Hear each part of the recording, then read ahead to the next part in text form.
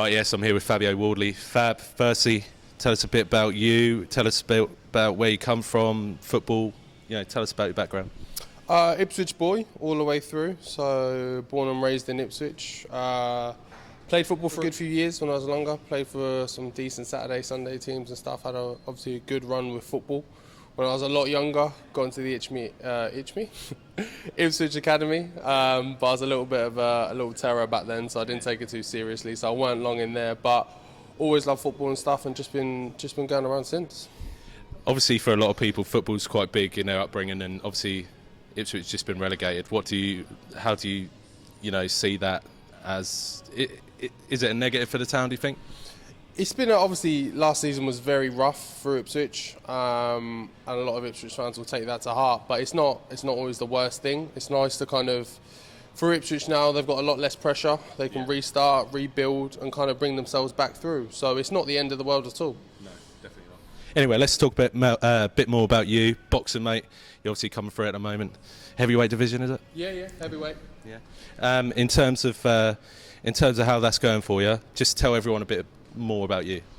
So currently heavyweight boxer, ranked, where am I now? 13th in the UK. 7-0 so far. I've got my 8th fight coming up in just under 9 days. So I'll be back at the O2 Arena for the 3rd time. That'll be on the 20th of July on the Whyte Rivas undercard. So Dillian Whyte is my manager. So obviously I'm fortunate to be part of his team, get some benefits from that as well, being able to be on massive shows like I will be in a couple of weeks. So that's been going great. The journey's been a bit of a roller coaster. It's been of an up and down. The initial start, I wasn't signed to Dillian. I wasn't signed to anyone big at all. I was just kind of ploughing through and making my way and kind of gritting through it. But now we're in a good place. The team's going really well. So just looking forward to some big things coming up soon. Yeah. So do you know your opponent for the 20th yet? Yeah, I know my opponent, which is a bit of a surprise sometimes because usually I don't find out till the last minute. But that's not a problem. So yeah, he's a solid guy. He's an Argentinian. Got quite an even record. He hasn't been stopped before, so it will be a good test in terms of just seeing what I can get from him, see if I can get a good few rounds out of him, and seeing how it pans out. Really, I'm just looking forward to a decent fight. Right, so you obviously learn from your fights. Obviously, your last fight was against Lewandowski. Mm-hmm. How did that go for you? Good, yeah, it went very well. Another one. Initially, that was quite a shocking opponent by the way that he weighed in, the way that he looked and everything. A lot of people were very shocked by the way he looked aesthetically. But me and my team took that as no reason to underestimate him at all and take him lightly. He comes from a very good boxing pedigree. So there was a lot there to be wary of. But ultimately, and another thing to him as well, that he'd never been stopped. So we looked at him as a durable opponent, someone to get some rounds out of. Because I'm in the early stages of my career, so I need to be building, gaining experience, just ring time and kind of soaking all that up. Yeah, get those rounds in, definitely. Yeah, definitely. So that's what we looked at him for. And we got a bit of that. He was a bit more cagey than we thought he would be. But I managed to get 3 and a bit rounds out with him and then got the stoppage. So overall, very happy with that performance. Yeah, definitely. Brilliant. That was a good fight. We watched it at home, so really pleased with that. Yeah, it was good. In terms of Dillian Whyte, how does that motivate you as a boxer?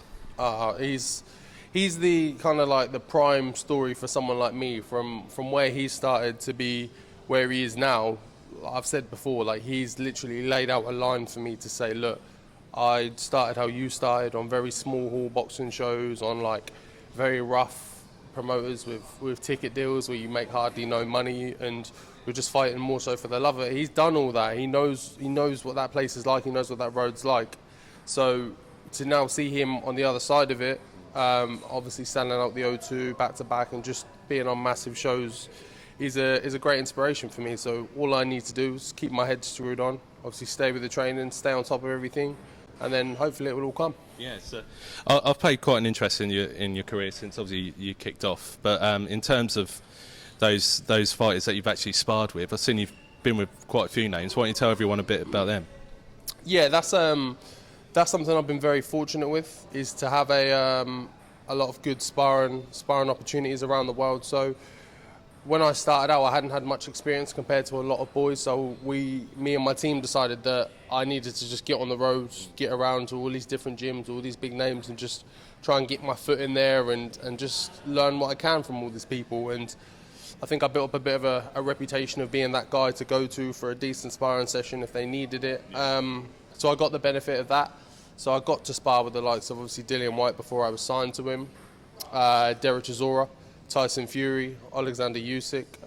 So I was all over the place really with different camps and different teams and stuff, and just really soaking up a lot of experience from these people. Do you think that benefits you socially then? Obviously you spent, what was it, nearly 3 weeks in Ukraine, wasn't it, with Usyk? Yeah. In terms of what that does for you socially, does that build your profile? Do you find more people are following now? Yeah, massively, because it's quite an honour and quite a privilege to be one requested, and then not once, but I've been out there twice now, so I obviously did something right the first time around. So just off that alone, people within the sport and within division give you that extra notch of respect that they obviously know that Usyk is a top-level operator, so he wouldn't have invited me in if he didn't think I would in any ways benefit him. So that says there that I'm useful as a sparring partner, and I'm useful as just a boxer in general. So yeah, it gives me a lot of boost. Yeah. So in terms of boxing from an Ipswich point of view, best fighting opportunity this town's seen in a long time. Can you remember anyone, or do you take any stead from anyone? Who's most important for you in your boxing career so far?